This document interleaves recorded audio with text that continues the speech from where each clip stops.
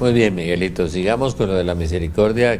Misericordia viene de una palabra latina que quiere decir misere o corda, el corazón de Dios con el mísero, con el miserable. Dios siempre es amor, siempre está dispuesto a perdonar, siempre está dispuesto a amar, con unas condiciones. Si no Jesús, si nadie se condenara, pues era inútil el sacrificio de Jesús. ¿A qué vino? ¿No? Y si pueden comulgar los divorciados sin casarse ni nada, sin arrepentirse, entonces fue inútil la cabeza de Juan Bautista, que se agarró por una vieja adúltera por allá y le quitaron la cabeza. Sí, claro. Entonces era inútil el sacrificio de Juan Bautista. Sí, es que en la Biblia no se puede derogar de un plumazo. Ni siquiera el Papa puede alterar la Biblia, ni modificarla, ni cambiarla. Yo me acuerdo mucho una vez que se bajó de un avión Juan Pablo II y una señora divorciada le dijo: ustedes son injustos y son crueles, el discurso de la misericordia, ¿por qué nosotros no podemos comulgar? Se metió la mano al bolsillo, sacó los 4 evangelios y le dijo: señora, ni siquiera yo puedo modificar esto, yo no puedo modificarlo. La palabra de Jesús está muy por encima del Papa, es Dios. Sí. Lo otro es que dice el catecismo en la Iglesia Católica que el primer sentido de la Biblia es el sentido literal y sobre él se fundan todos los otros. Santo es decir, Tomás de Aquino, claro, si la Biblia dice una cosa es porque eso es, y uno no puede ponerse a hacer esguinces y a estriparla para ponerla a decir otras cosas. Sí. Yo le decía una cosa a un sacerdote muy santo y muy querido, pero ojalá no vaya a suceder y ojalá que no sea verdad, que habían decretado el año de la misericordia para encubrir todas las atrocidades que piensan hacer.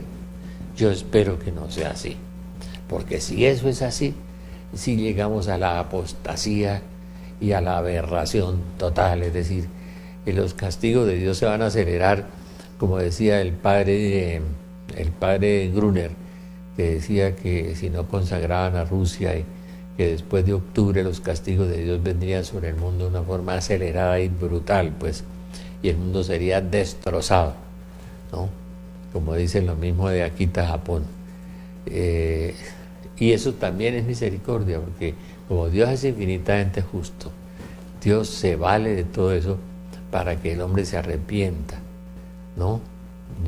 Como el Padre reprende y corrige a un hijo, así hace Dios con nosotros también.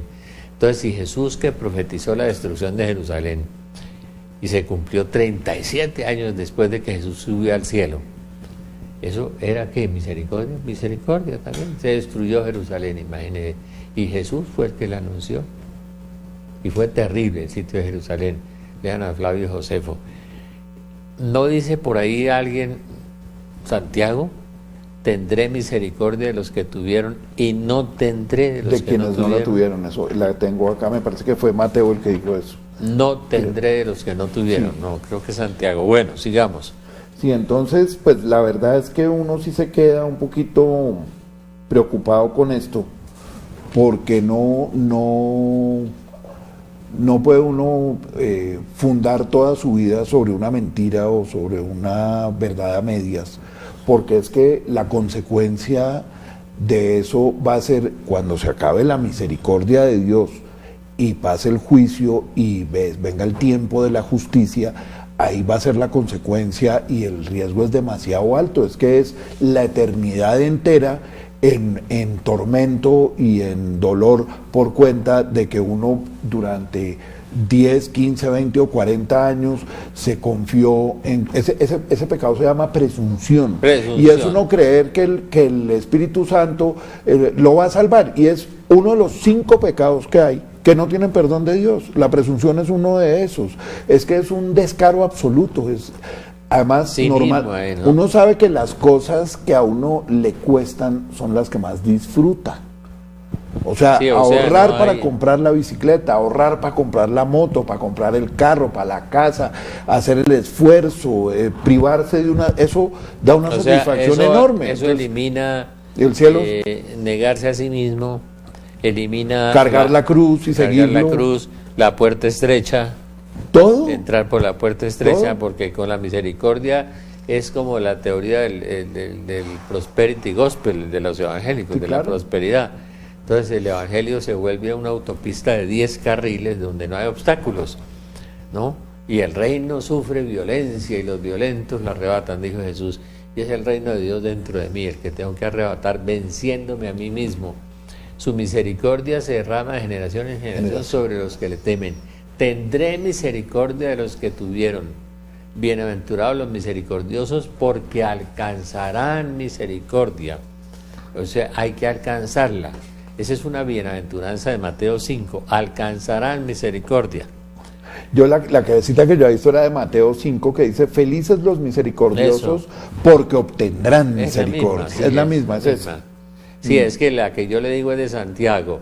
Tendré misericordia de los que tuvieron y no tendré misericordia de los que no tuvieron. Sí, porque si no, no habría infierno. ¿Cierto? Como Dios es misericordia, pues Dios no ha inventado un infierno, ¿para qué? ¿No? No, pues no tendría sentido. Y el otro día yo estaba leyendo en Santo Tomás, no, en San Agustín, que decía que Dios es el ser racional por excelencia. Perdón, se lo leía a San Ignacio, que Dios es el ser racional por excelencia. O sea, todas las cosas de Dios son esencialmente racionales. O sea, uno no puede esperar de Dios una irracionalidad o una cosa que no se entienda.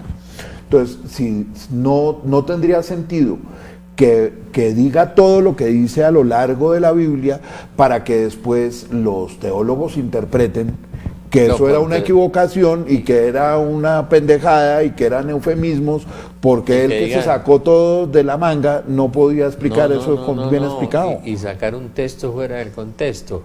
Cuando llegue dice Juan, Dios es amor, entonces con esa frasecita montaron todo un árbol, un aparato teológico inmenso, prescindiendo de otras 500 citas de la Biblia. Es decir, como decía alguien, sacar un texto fuera del contexto es un pretexto. ¿No? Sí, aquí está, estas páginas yo las voy a colgar, todas estas citas las voy a colgar en el blog que yo tengo, donde tengo un montón de citas de esto, para que quien las quiera mirarlas lo pueda hacer. El blog de Miguel Aguilera se llama. Y ahí está, lo buscan en internet y ahí las pueden leer todas. Esta noche no, mañana lo pongo en el blog. Esta noche tengo una vigilia en el convento de los Padres Oblatos. Sí, entonces estarían perdiendo la vida todas estas monjitas abnegadas que se negaron a tener matrimonio, a tener un esposo, a tener una familia, que renunciaron a los bienes materiales y se fueron a cuidar leprosos y se fueron a cuidar niños abandonados. Entonces, ¿para qué? Y estaría justificando a los tramposos, a los que roban al erario, a los criminales, claro, a los narcos, porque pues claro, pues ellos la están haciendo bien, se ganan toda la tierra y como Dios es misericordioso no les va a pasar nada después de la muerte. Lo mismo el que no pudo tener un buen matrimonio, pues no pudo, pero no puede abusar de eso y volverse a casar porque no está permitido en la Biblia. Es que si uno ama a Dios, uno obedece a Dios. Y es que en este mundo somos pasajeros en tránsito. Uno vino fue para la eternidad, no vino fue para disfrutar aquí. Por eso la economía se va a derrumbar, porque creamos un mundo falso, ¿no? Sí, claro. La economía se va a Todo caer. se va a caer. Y se va a caer, óigamelo bien, escúcheme bien, antes de 6 meses usted va... Muy pronto vamos a quedar todos emparejados, en nada. De manera que es necesario que sucedan estas cosas para que venga esa purificación que el mundo necesita. Santa Faustina Kowalska, cuando habla Jesús de la misericordia, en esa vocación tan hermosa que todos amamos tanto y que todos debemos rezar la coronilla de la misericordia, Santa Faustina Kowalska dice, cuando termine el tiempo de la misericordia, comenzará el tiempo de la justicia. Y cuando hablan del día de Yahvé, del día de la cólera de Dios, del día de la justicia de Dios, pues no hay cinturón de seguridad que le sirva. No. Ninguno. El día de Yahvé, el día de la cólera de Dios, termina el tiempo de la misericordia y comienza el tiempo de la justicia. Y creo que estamos ahí. Yo creo que ya lo estamos empezando, porque es que nomás uno ve las noticias de Colombia y hay un montón de municipios que están en emergencia por la sequía. 300. 300. Y en la costa hoy estaban un montón en emergencia por el agua. Mi hermano cultiva caña y me dijo al teléfono ayer, me dijo, llevo 5 meses sin agua. Sin agua. cultivando caña, pues el Valle del Cauca. Claro, el occidente de Cundinamarca está seco, pero además lo que es peor, en Bogotá uno ve unos aguaceros brutales que se vienen encima y llueve durante segundos.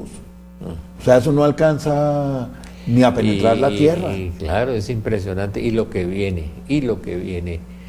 Me decía este sacerdote que me dijo que después del terremoto de Chile estamos nosotros en turno en Bogotá. Me decía que oráramos mucho por lo de Venezuela, que ojalá rezáramos una coronilla y una súplica ardiente a los ángeles cada hora, pero que si no podemos cada hora, que lo hiciéramos 3 veces al día. Y hoy volvieron a hablar de claro que una notica muy chiquita, unos científicos de la Universidad de Harvard hablaron del megaterremoto. O sea, ya por la tensión de las placas tectónicas, por una parte, que algo han medido con eso, y por el otro lado histórico, hace 1770, una cosa así, con una periodicidad determinada, ha habido grandes megaterremotos. Ahorita estamos a la espera de uno. Es que está se llama en la edad geológica. Claro, ya estamos a tiro de uno. Bogotá está pasada más de 20 años de la edad geológica del terremoto. Del terremoto. Sí. Entonces, ¿cómo será la tensión y la presión para ese terremoto? El día que pase, pues no vamos a tener que hacer. Miguelito, y el reto que le hicieron a Dios, el acelerador de partículas en Suiza. Que lo prenden la próxima semana, ¿no? El domingo lo prenden, el acelerador de partículas, y dicen que va a causar que los hombres creyeron que eran dioses, y eso es una profecía, y que se hicieron al acelerador de partículas y que se atengan a las consecuencias, que va a causar en la Tierra unos trastornos terribles. Stephen Hawking, que es ateo además, dice que eso genera una antimateria que puede destruir la Tierra y parte del universo. O sea, la gente, no, para que no pues digan que es una cosa, que es uno de fanático religioso, los ateos son los que están diciendo también que prenden eso y están retando el equilibrio cósmico. Yo no sé cómo es que lo explican. Y por ahí me mandaron un correo largo de un pastor evangélico de profecías sobre Colombia. Y habla del terremoto de Bogotá y muchas cosas, por todas partes, por todas partes. Son manifestaciones por todas partes, y eso es misericordia de Dios, que nos avisa y nos avisa y nos avisa, nos advierte y nos advierte y nos advierte. Claro, es que la gente, por ejemplo, de eso nos saca la teología de la misericordia, pero dice que no es, tú lo dices cada rato, que es tanta gracia la enfermedad como la curación. Que la enfermedad es lo que lo lleva a uno a que reflexione sobre el punto que está pasando, a que busque a Dios, porque es que la medicina solita no alcanza. Entonces uno tiene, claro, o mejor dicho, el médico y los laboratorios químicos y todos hacen su tarea, pero la parte de la esperanza y de esto la hace uno mismo, es buscando a Dios. Para eso es la enfermedad. Vamos a hacer un paréntesis un instante.